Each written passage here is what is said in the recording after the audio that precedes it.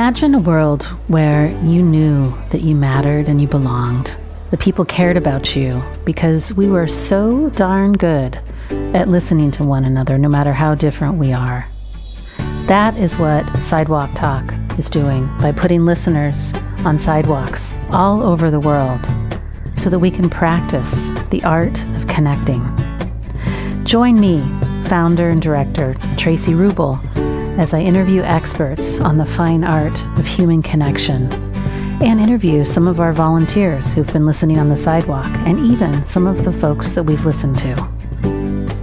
And if you want to volunteer, consider joining us at sidewalk-talk.org. What a gem of a human being this next guest is, Dr. Steindl, and oh my, he gets a gold medal for patience. We recorded this podcast episode 2 times, and he loves us so much that he came back a second time. He is a compassion researcher, and he's written about compassion. It's called The Gifts of Compassion: How to Understand and Overcome Suffering. He's a clinical psychologist in private practice and an adjunct associate professor at the School of Psychology at the University of Queensland in Brisbane, Australia, which I have been surfing in Brisbane, Australia.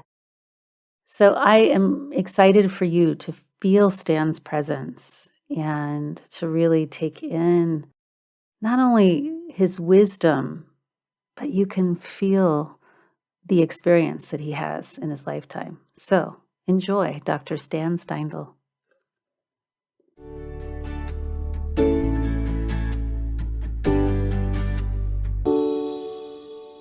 Dr. Stan Steindl, tell everyone a little bit about you and where you are in the world and your passions.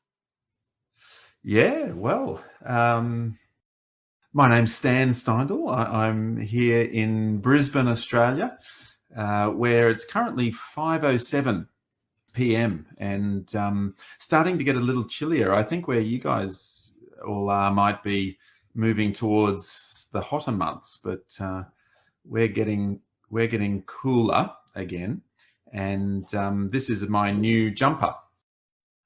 I noticed your jumper. You were wearing a surfer T-shirt the last time we met, so I was teasing him before we went live about your jumper. Yes, well, I wondered whether I was able to pull off such a beautiful deep burgundy, but my daughter Freya said absolutely I should get it, so that's my latest acquisition. But anyway, yes, I'm a clinical psychologist in private practice here at Psychology Consultants, and also an adjunct associate professor at the School of Psychology at the University of Queensland.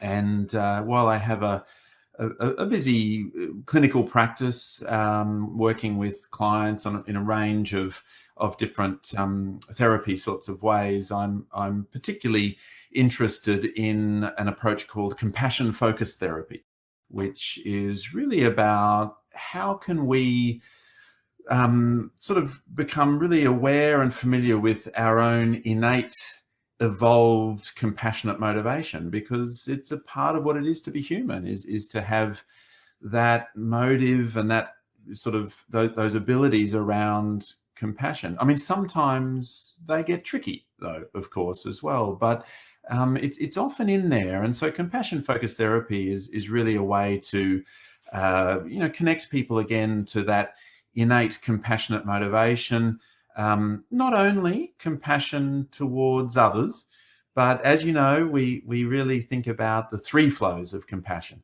So being compassionate towards others, receiving compassion, from others as well, and then of course self-compassion. And so that's often where we're working in therapy as well, is cultivating self-compassion. And so that's really, I have a passion for compassion, you could say.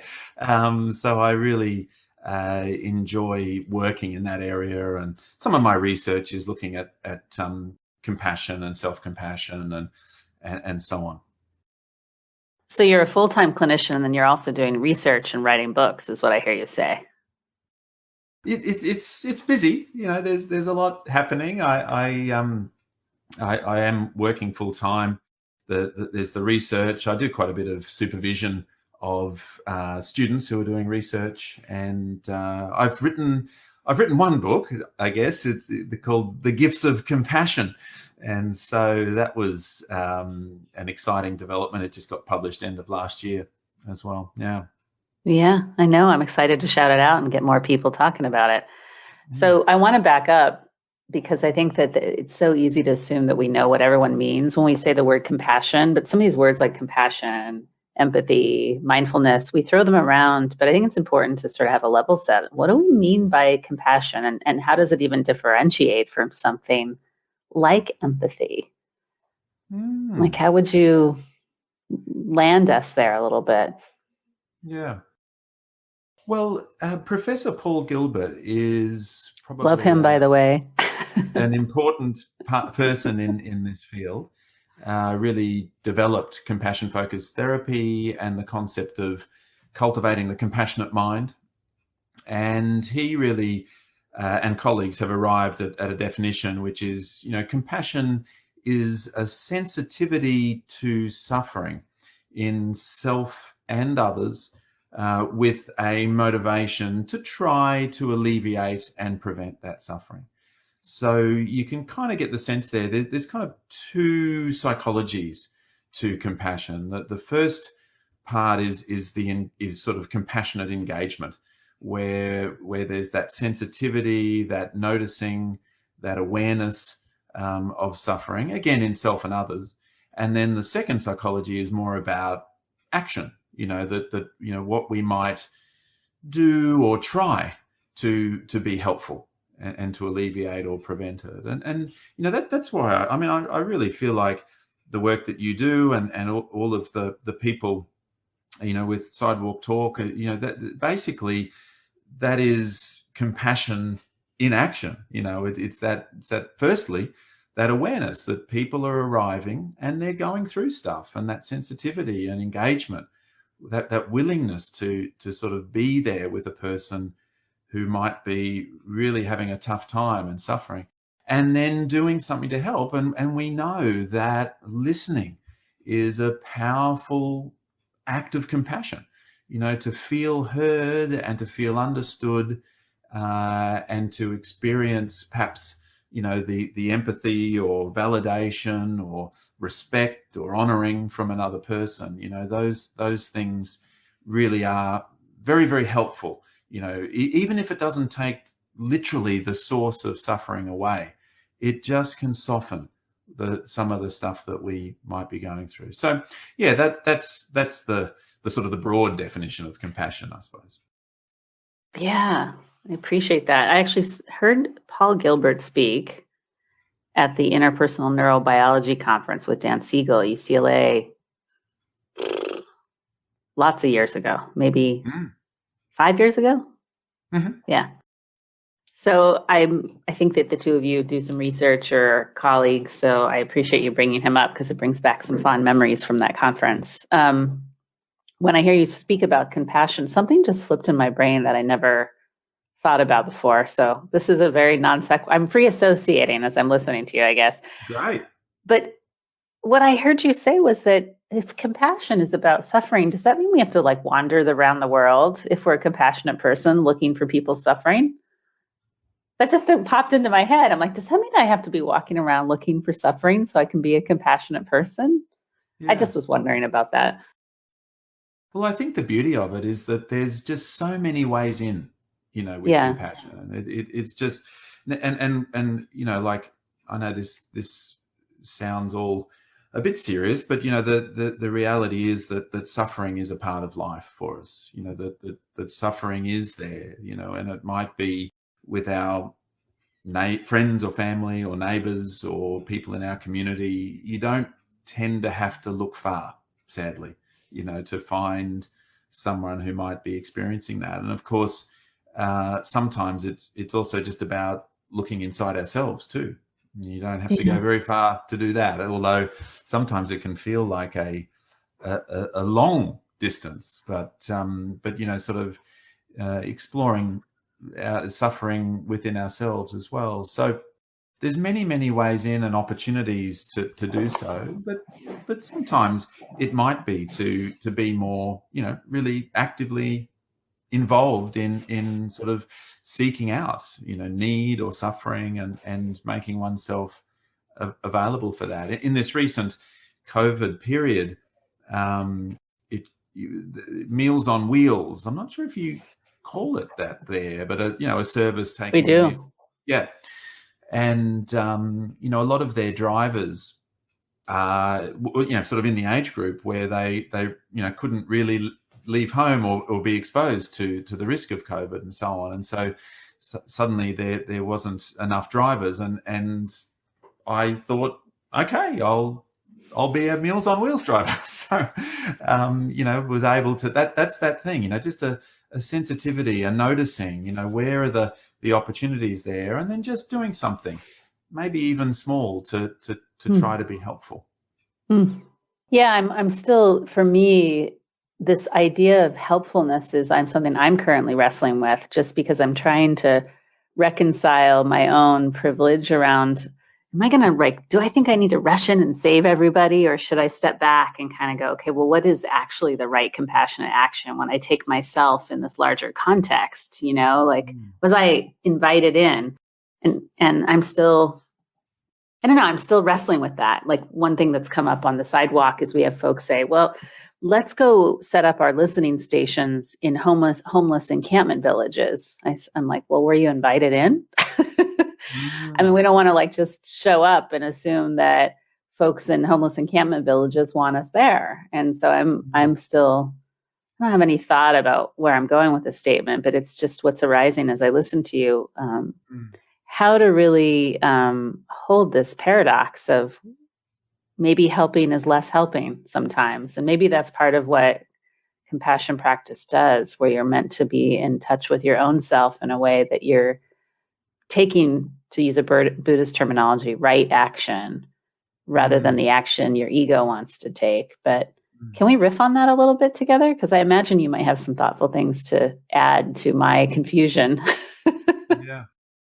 Well, the first thing that comes to mind is that, sometimes knowing what's best for someone is kind of a near enemy of compassion, actually. It's something that kind of looks a bit like it might be compassion or sort of helpful.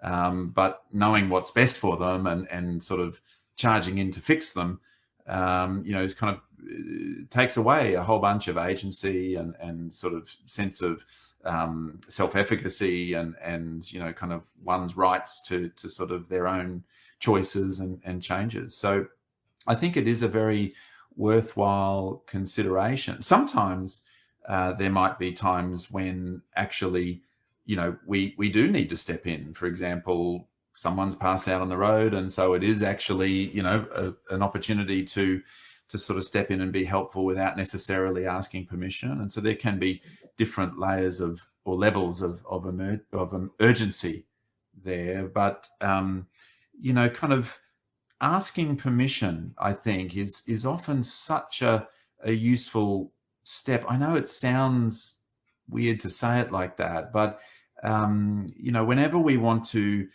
give something or suggest something or offer advice or provide information or take the conversation in a certain way, often it's just a really nice step just to say, would you mind if we talked a little bit about such and such? Now, people will often say, yeah, that's fine, or whatever, that we can talk about it.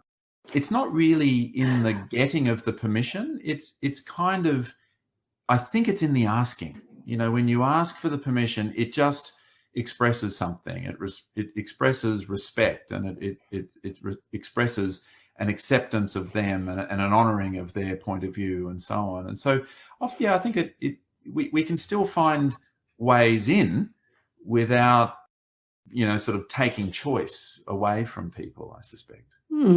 I love that. Yeah. To really, it's almost, well, to use a psychobabble term, you're talking about informed consent. Can I intervene on you?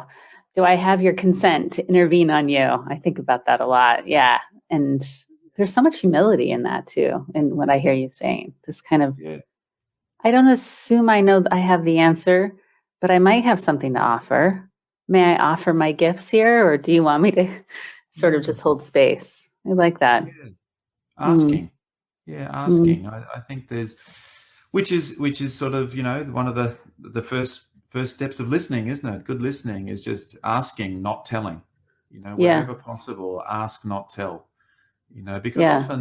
often the wisdom will be there in that other person too, and so finding opportunities for them to tell us, that wisdom. There's a whole bunch of qualities that really help to kind of support compassion. For example, um, you mentioned humility. I mean, I think that's a really interesting part of what it is to be a compassionate person is to remain kind of humble about what we know or what we don't know, or who this person is and what might be helpful, and really, staying humble, but at the same time, courage is in there as well. Having that courage to step towards that person and maybe say, "How are you going?" or "Can I be of any help?" So so it's an interesting combo when you think of those two, isn't it? Humility and courage.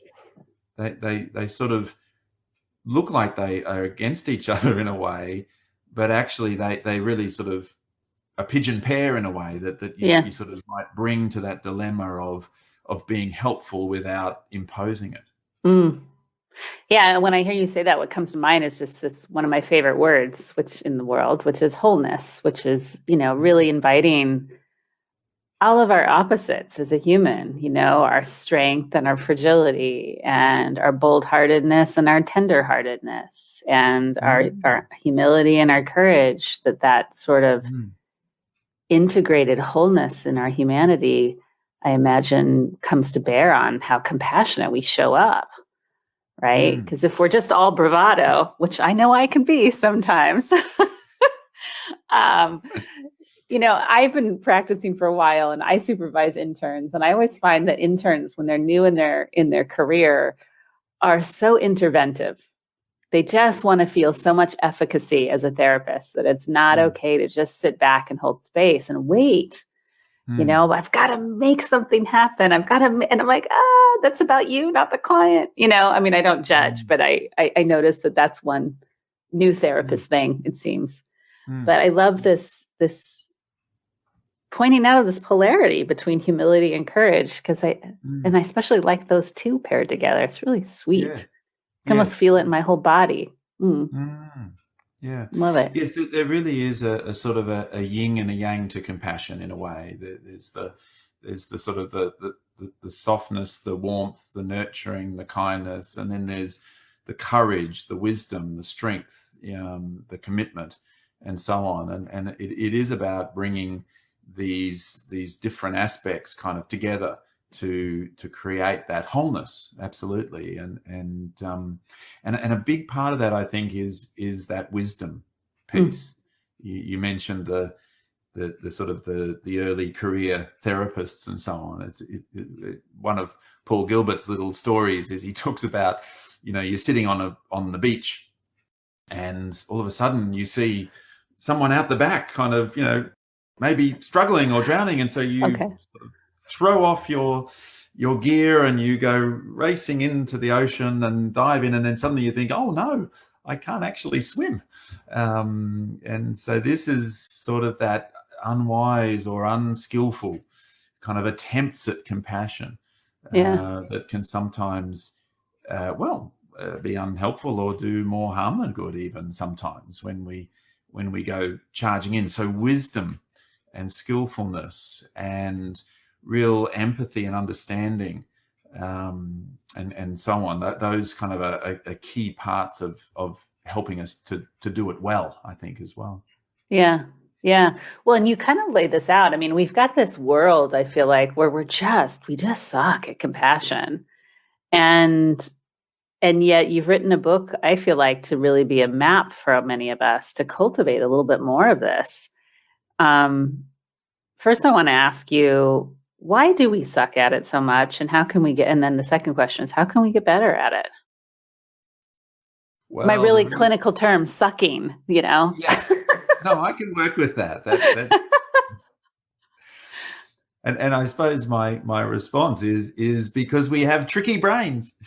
That's why. We have these evolved brains, and compassion focused therapy is very much an evolutionary based kind of approach. It really acknowledges that over millions of years our brains have evolved to try to help us survive, and we have certain aspects of the brain, certain functions. I mean, everyone will know probably about the fight flight response, the fight flight freeze appease response. We have these various evolved strategies for dealing with threat, and for threat protection, and so on. And in there comes anxiety, or anger, or disgust, or other sorts of things. And of course, one of the big threats for humans is social threat. If we were together with the tribe or whatever, well, maybe we could fend off a lion or something like that. But out on our own in the wilds, we were dead. And so we have these very powerful monitoring all the time, noticing social threat and where do I fit, and so on. And a whole bunch of behaviors and other things will arise out of that, which take us away from compassion. We become tribal, and we get into very us and them kinds of dynamics. And it starts to look like, we're sort of, very, very protective, defensive against others, and less compassionate. And of course, then we have another system, which is the drive system, where that's all about sort of obtaining or achieving, or, obviously in a more primitive sense, it's about food and maybe sex and things like that.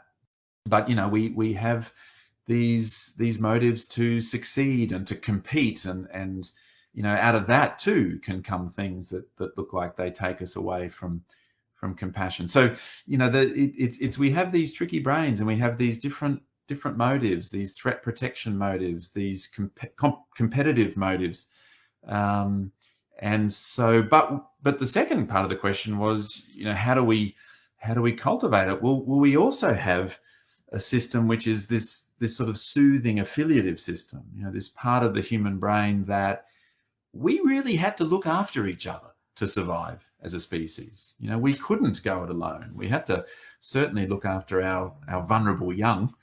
But even, there's lots of archaeological evidence about how, they've looked at the bones of remains of primitive humans, and the disease process that you can see there in the bones. The person would never have lived that long, had there not been people around them bringing them food or water, or, we've always looked after our sick or injured or elderly or disabled, and so on. And so the soothing affiliative system, in some ways, out of all of that emerges a kind of a caring motivation, and sort of, then a kind of a compassionate motivation. And so we're able to really sort of come in at that level and work out, what are the sort of the new brain competencies really that we can bring to sort of cultivating compassion, imagining, using imagery, using bodily sensations, and changing the way that we're feeling in our body, changing our thoughts and reasoning, bringing our attention and lifting the chin and looking around and becoming sensitive. There's a number of ways in to really kind of try and supercharge again, that compassionate motivation out of all of that.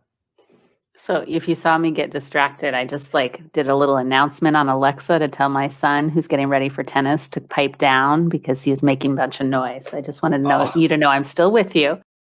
As I'm listening to you, what I'm curious about is in those clincher moments, when you're having a day and your daughter's maybe being kind of difficult and you can't quite get dinner on the table, and you're like, oh, and that compassion just goes out the window. Mm. What's your favorite? Because I have a favorite, but I like to hear other people's favorites. What's your favorite or go-to for yourself to kind of come back to that capacity in you and right the ship, so to speak, in those Mm. clincher real life moments? Yeah, it's well. The first and most tricky step, I think, for me is noticing. Being able to step out of the autopilot of it all and just really notice the mounting kind of emotion and sensation, and then the next step is really sort of always bring it back to the body is one of my sort of little reminders in my mind. Bring it back to the body, breathe, slow down the breathing, activate parasympathetic nervous system, down regulate, slow down the body, slow down the mind, change the body posture, change the facial expression. Really, I find probably my favorite, I think, given your question, would be sort of bringing it back to the body, leading with the body so that you can try to calm the body and calm the mind. There's another person who's wonderful to if people are interested in looking her up as well, and that's Deborah Lee, who is a clinical psych in the UK, and she works a lot with compassion focused therapy in the context of trauma. And one of her really great sayings is, "A calm mind thinks differently." And that's the efforts that I'm trying to make there is if I can calm the body and calm the mind, then I can think differently about, the people involved and the dinner that's not being made and all of the rest of it. So that's one of mine. What is yours? Oh, body all the way. Yeah. Body all the way. And then when my sons were little, nature, because nature calms my body. So when you have two little kids inside of a house where their noise is bouncing off the walls, I'm like, okay, this is too much stimulation. So I have to reduce the outward stimulation. And somehow that became an immediate solution for me too, is to be outside where their noise was not so for me. But the body, I spent years in therapy and nothing changed until I worked with a somatic oriented therapist, for sure. Yeah. Yes. Yeah. Although you make a good point about sort of the importance of place too, and the thing that I quite like to do is, even if I can't get outside into nature, I can always use imagery. I can always use the power of my mind to take me there, and so that's, now that you mention it, that's probably the next thing on that comes after the body is the imagery. Can I just sort of try to imagine? One of the places I like to go to is this little dog park down the road where when my kids were little, we used to go there and do dog TV, I think we used to call it. And the idea was to watch all these crazy dogs, and they'd go along, and one would come running over and bowl us over, and we'd laugh. And, it's got all of that. It's got a bit of nature. It's got a bit of that sense of affiliation and connection and belonging and togetherness, and all of that in the imagery. Because if you think about it, if we think of a threatening image, like, sometimes when I'm about to take a plane flight or something, for like 2 weeks before, I'll be having images of, planes kind of whatever, and that triggers off the threat system. But if we can have images of safeness or calmness or connection or closeness with others, then that can change how we're feeling as well, and how we're feeling in the body. So yeah, sort of bringing it back to the body and then bringing in that kind of imagery of safeness and calmness is sort of a next step. So I wanted to ask you about something that came up the last time we spoke that I thought was so clever and important, which is that not everybody wants to receive our compassion. That for some of us, there are real barriers to that affiliation that you're describing, like, whoa. Yeah. And you certainly you see that in clinical work. We've seen that on the sidewalks too, right? Where a listener will approach someone, and because of their own trauma, will get really activated by an approach response from another human of kindness. And love to hear more about some of that I know you talk about a little bit in your book too. Mm.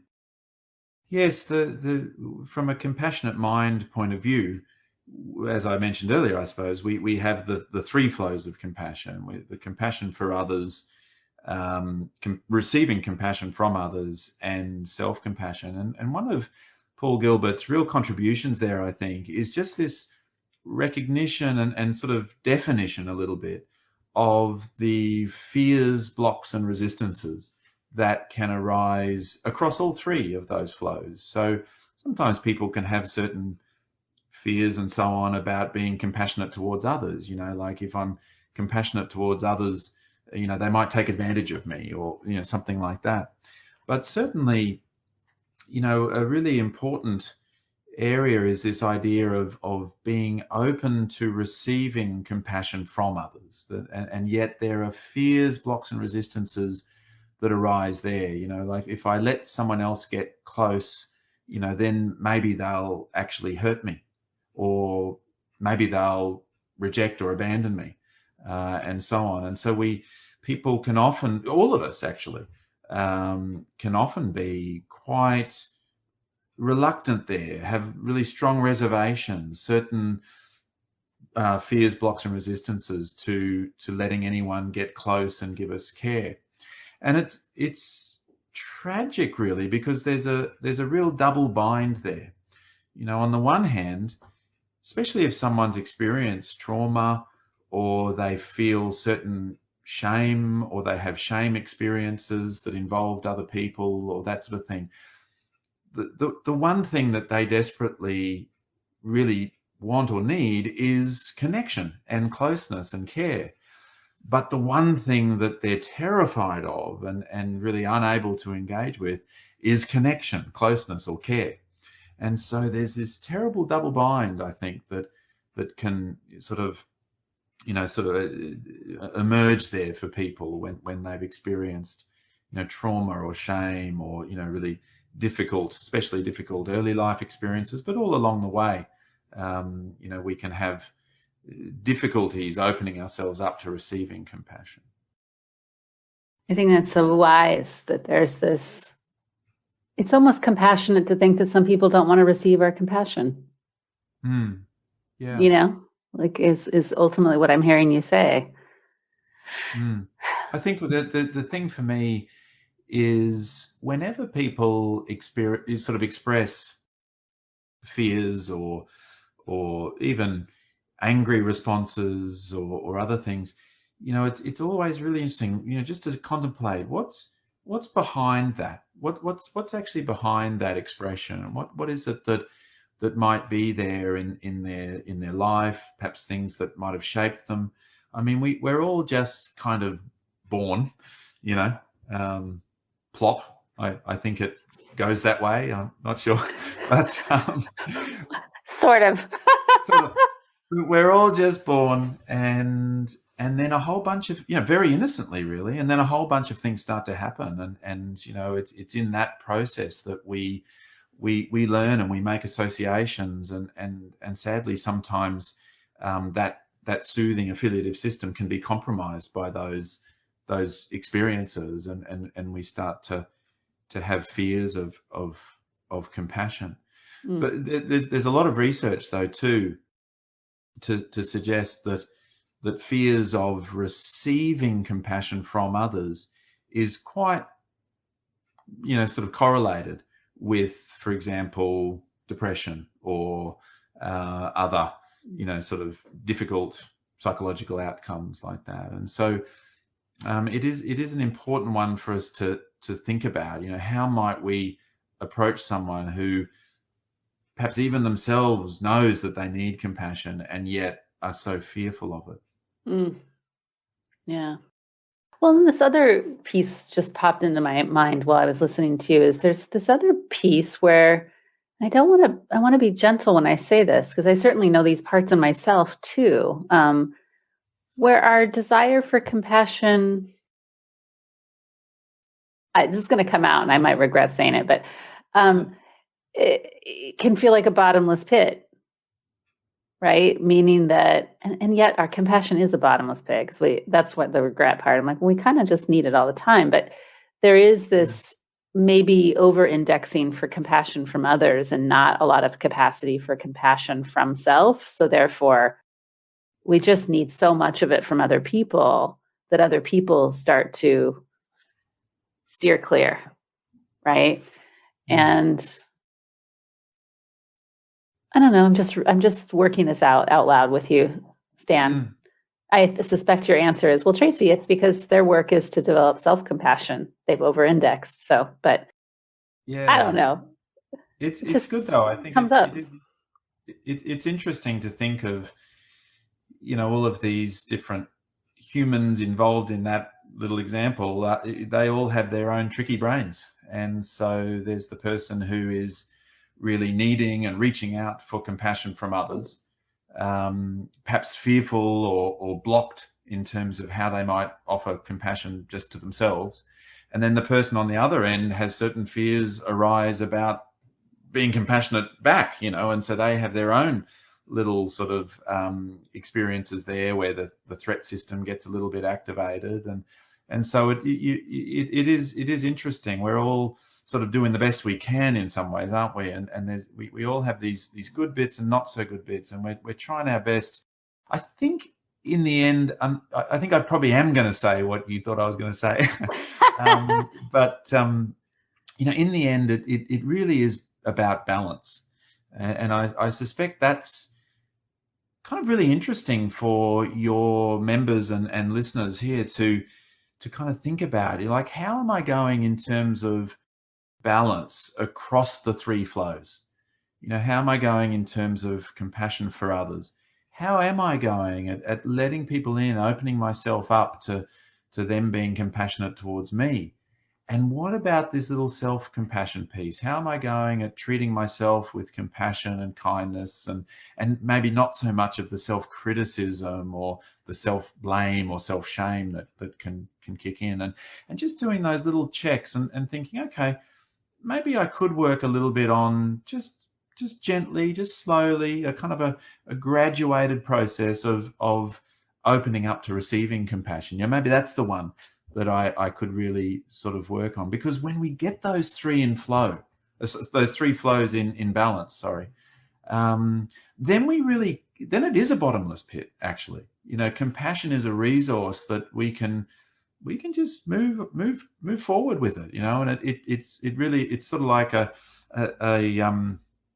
bit of a never-ending pie, or whatever that thing is, that we can draw on, because we have the three flows in balance.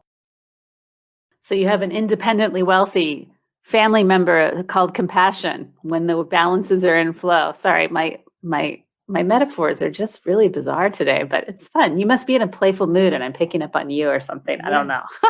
No, I think. But I like this idea that when it's in balance, it's limitless. Yeah, and let's face it, we don't have to overly practice the anxious self. that seems. My friends can attest that I need no practice at this one at all. None of us need any practice of the anxious self. But if we can get the compassionate self into balance, actually, that's pretty self-sustaining too. And then it is like a family, because we can bring the compassionate self into the conversation with the anxious self, and we can start to soothe that anxiety, and we can validate that feeling, and we can kind of reassure the anxiety, and then we can find some ways to encourage, okay, so what's most helpful here, or what do I really need right now, and so on. And so I actually think, up here we are kind of like a whole multiplicity of parts or selves, like a family, and the compassionate self can be the one that just helps to organize everyone and sort of work some of these little conflicts out. You're speaking, my internal family systems is my theory du jour right now. So it's right. What I'm steeped in. I'm all about the parts of self. I love that. Yeah. Yes. One more question before we close, which is, just because I have to nerd out just on a clinical thing with you. What's different about compassion-focused therapy versus like other forms of, I'll just say more cognitively driven or behavior driven therapies. What would you say Mm, is a hallmark of why we need compassion focused therapies as mm, an additive to the field? yeah. Well, Paul talks about the early days where he really was a cognitive therapist, and he would sometimes notice that people would do really good challenging of their thoughts, for example, but not necessarily feel much better. So, their cognitive challenges would be something like, oh, don't be so ridiculous. Of course, people like you, or something like that.